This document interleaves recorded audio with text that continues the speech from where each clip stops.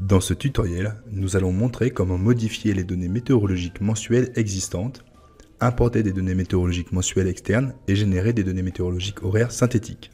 Vous pouvez choisir de créer un nouveau site à partir de rien ou de partir d'un site existant déjà présent dans la base de données. Vous pouvez ensuite modifier les principaux paramètres en fonction des mesures et le mémoriser sous un nouveau nom. Vous pouvez modifier les données à l'aide du bouton « Site géographique » sous base de données. Nous allons d'abord montrer comment modifier le site Genève-Cointrin.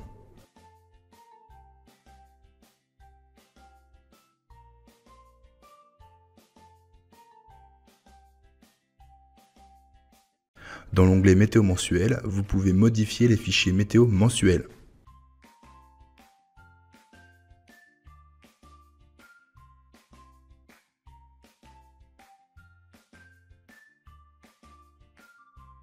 Vous devez enregistrer le site en tant que nouveau fichier. PV6 vous demandera si vous souhaitez créer un fichier météo horaire synthétique à partir de ce site. Pour utiliser ces données mensuelles dans PV6, vous devez créer un fichier horaire synthétique. Nous allons maintenant montrer comment créer un nouveau site à partir de données personnalisées. Ici, vous pouvez voir quelques données mensuelles dans Excel. Depuis les sites géographiques, cliquez sur « Nouveau » pour créer un site vierge. Sélectionnez les coordonnées géographiques de votre site. Dans notre cas, nous utiliserons Tours en France.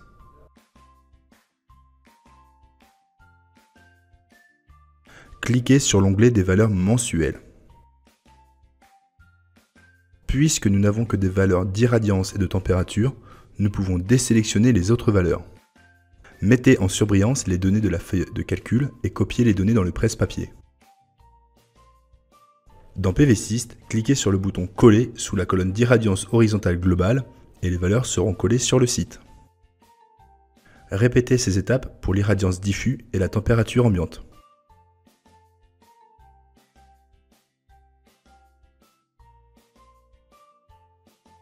Renseignez la source de vos données. Avant de pouvoir enregistrer ce fichier, vous devez définir le nom du site. Accédez à l'onglet Coordonnées géographiques. Vous pouvez définir le nom manuellement ou simplement prendre un nom généré automatiquement à partir des coordonnées. Cliquez sur OK. Mettez à jour le nom du fichier si vous le souhaitez, puis enregistrez sur Enregistrer pour enregistrer ce site. Afin d'utiliser ce site dans une simulation, vous devez créer un fichier horaire synthétique. Normalement, vous pouvez simplement cliquer sur Oui pour le faire ici. Sans un fichier MET horaire, le fichier site ne peut pas être utilisé dans une simulation PV6. Une façon d'obtenir un fichier MET pour un site consiste à utiliser la génération synthétique. Les fichiers synthétiques contiennent des données météorologiques horaires qui sont construites à partir de données mensuelles. Une explication détaillée de ce modèle est donnée dans l'aide de PV6. Des valeurs quotidiennes et horaires sont générées afin qu'elles s'additionnent aux valeurs mensuelles du site.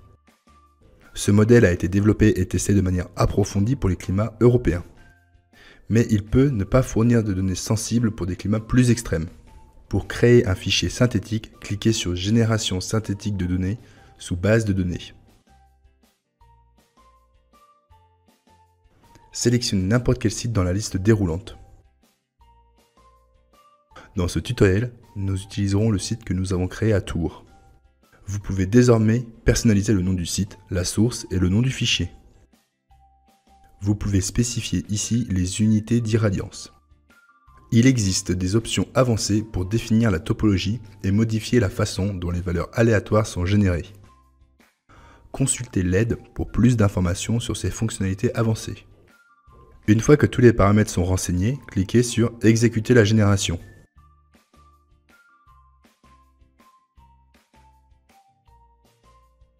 Retournez dans l'onglet Table et graphiques météo pour vérifier si la génération synthétique a fonctionné correctement.